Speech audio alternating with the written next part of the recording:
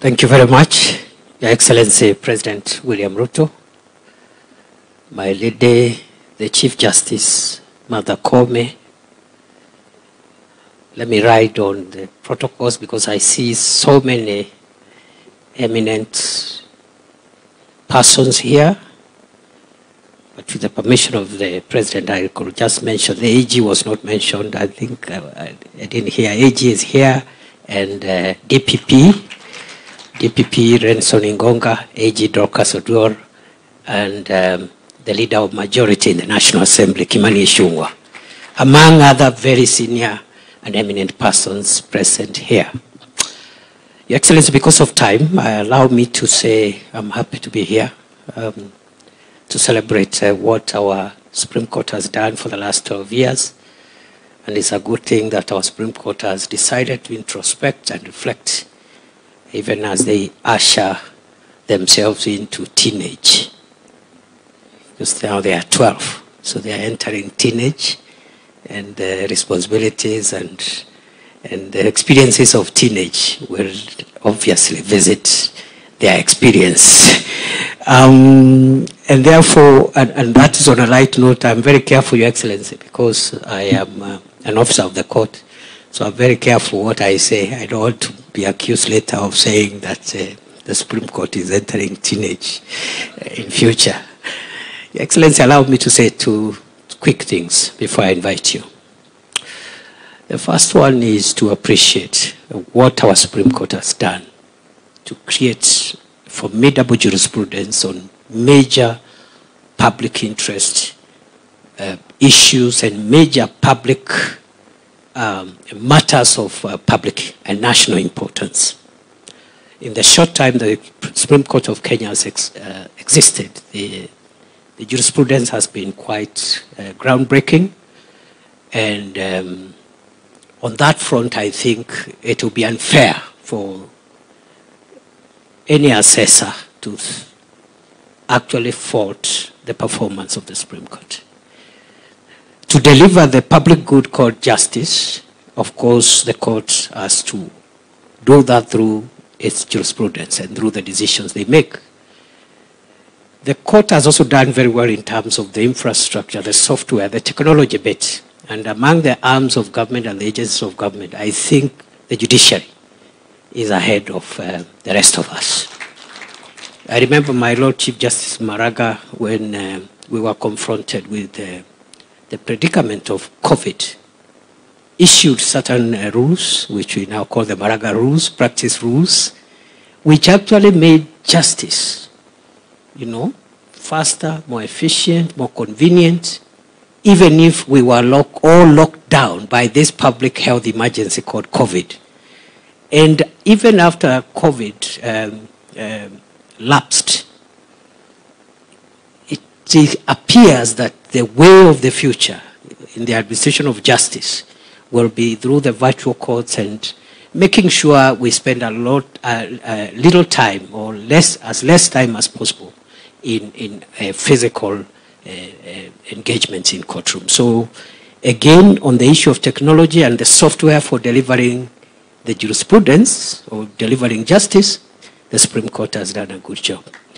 The only little thing where perhaps there is a need to make progress, and I've already heard from our leadership, the Chief Justice and the other speakers, progress is being made.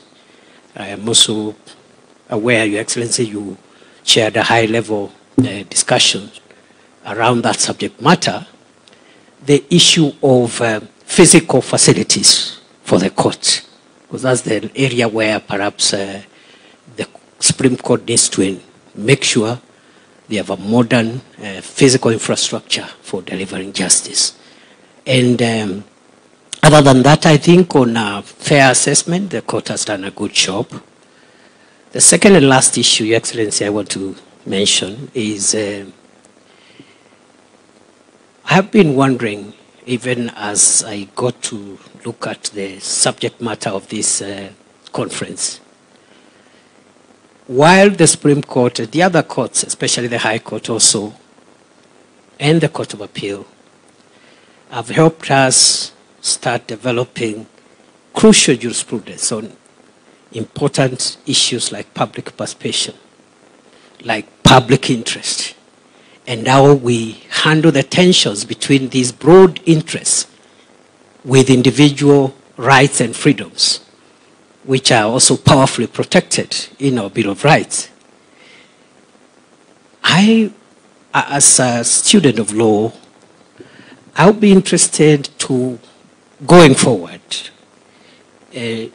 hear or learn what the Supreme Court and the other superior courts will tell us about, beyond public interest, whether there are other higher interests. And I'm saying this with a bit of bias, Your Excellency, because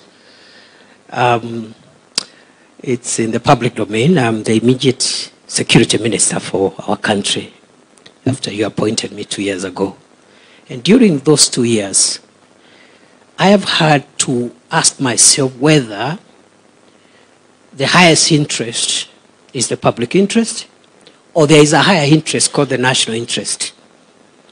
Because the public itself could hurt the national interest. And the Constitution talks about the national interest in two places, at the beginning and also in the chapter on national security. Other than the parameters and principles that the courts are helping us to understand about public interest, are there other higher values, primordial, existential, fundamental principles which are crucial to the existence of Kenya? Because the public can be mobilized or can mobilize itself to do the wrong things that threaten the existence of the state. And therefore, that is the next frontier of jurisprudence I would invite us to start thinking about, and the Supreme Court can help us in that regard. And very finally, I think the Chief Justice and the other speakers have ably brought out how we minimize the tensions between independence of the arms of government and the interdependence of the arms of government. That tension needs to be cleaned up a bit so that we do not hurt the four aspects of independence, especially for the judiciary: operational independence, administrative independence, financial independence, and decisional independence. Beyond those four pillars of independence, there is a lot of interdependence, there is a lot of relationships that be nurtured in a healthy manner without impairing the pedestal or without interfering with the place where the judiciary sits, so that the nation and the state can continue to exist. Sorry, Your Excellency, nimesema mengi kidogo. And with those remarks, Your Excellency, I now want to ask all colleagues if we can be upstanding as we invite His Excellency the President to address us. Asante sana. Welcome, Mr. President.